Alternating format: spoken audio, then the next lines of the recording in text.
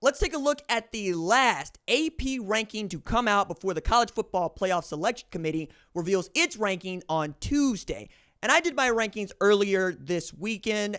You can check those out at foxsports.com. They're also on the socials if you care about it, but we're going to talk about it as we go anyway. Number 1, Oregon. I think that's going to be number 1 across the board. They're number 1 for me. They have been for the last couple of weeks. I think they'll be number 1 when we see the CFP ranking come out. They have a really great win against Ohio State at home, and it doesn't look like anybody's going to come close to them, though we could see Oregon and Ohio State not just playing the Big Ten Championship, but for a third time on the way to the national championship, and I think that would be great. That game was outstanding. I think it's really good. Number 2, Georgia.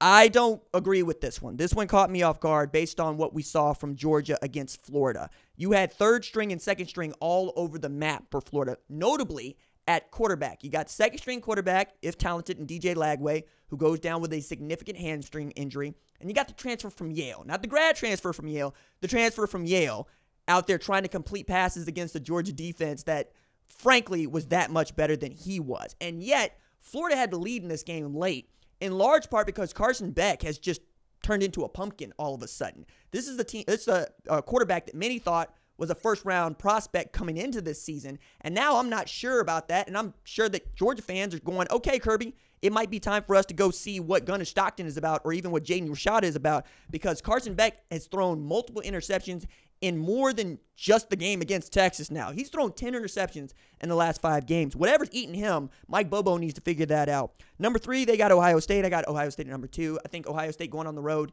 to beat Penn State actually matters more than many people are giving it credit for. And I think the AP would agree with me because, well, I dropped Penn State further, and they didn't drop Penn State as far. So either you don't think that Ohio State is that good, or you think that the Georgia team that you saw against Texas is the best version. I don't think so. The Georgia offense that you saw against Alabama, certainly the best version.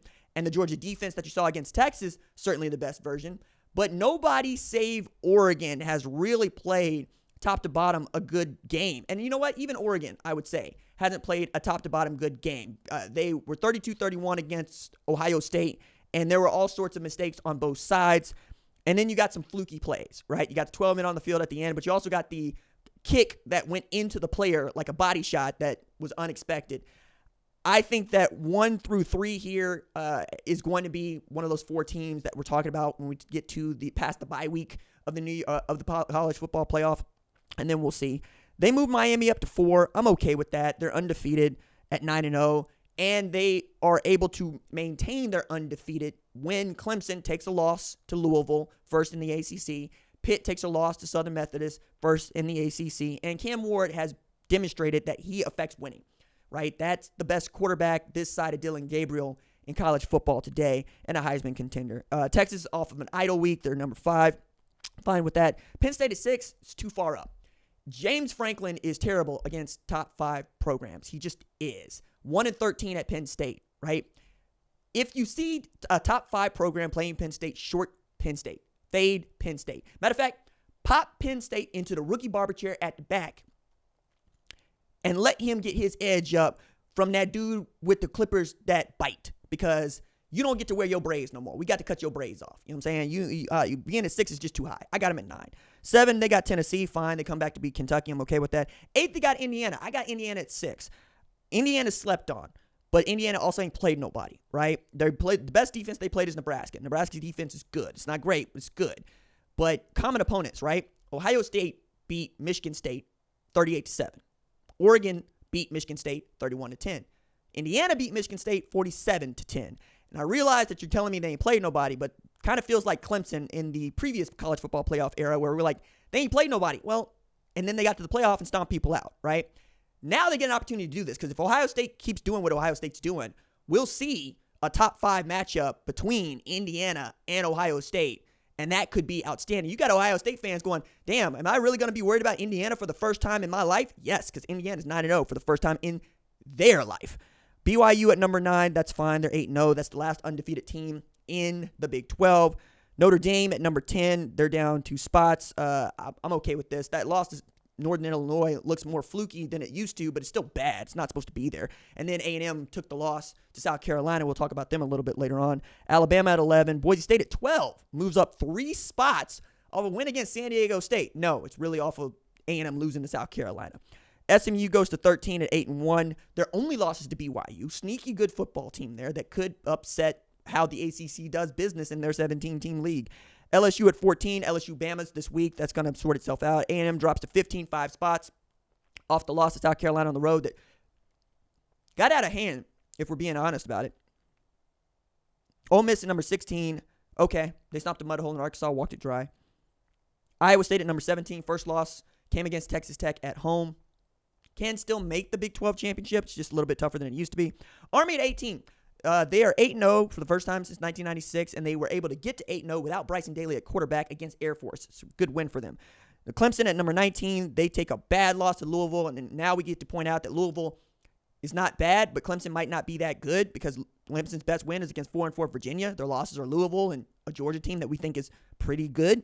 Wazoo moves to 20, up 2 spots off of being idle, right? Their only loss is to Boise State. Jake Dickert knows what he's doing. Colorado at 21. They're, I think, going to make the college football playoff top 25 ranking for the first time since 2016. And I went and asked about this stat, and I got a really great response back about what the rankings have looked like for Colorado since we got into this thing. And from 2016 to 2022, 2016 being the last time that they were ranked, you're talking about Colorado being ranked in 10 games that they played. In the prime era, they have been ranked in 3. However, they've only been ranked once in the playoff era since 2016, which was a Coach of the year from Mike McIntyre, who won Coach of the Year with 10 wins. So there is precedent for Coach Prime winning Coach of the Year if they can run the rest of the table and get to 10 wins. They run the rest of the table, there's a great chance that they're going to make the Big 12 championship game.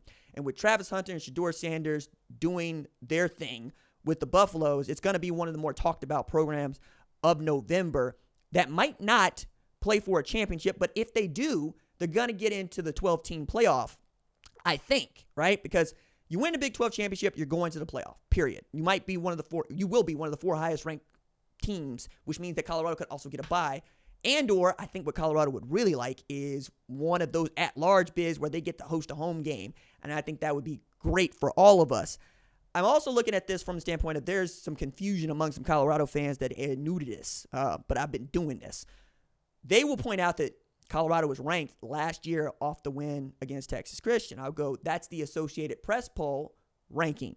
That is not the College Football Playoff Selection Committee ranking. Those are 2 different things. Like my ranking is another one. That's just different. My ranking serves as, hey, this is probably where we're going to be headed. And theirs is where we are, right? So when you talk about these rankings and I say CFP in a headline, or I see CFP here, know that I'm talking about the CFP ranking and not the AP ranking. And it would be the first time that Colorado is in the College Football Playoff Selection Committee rankings in the prime era ever. That would be outstanding and cool.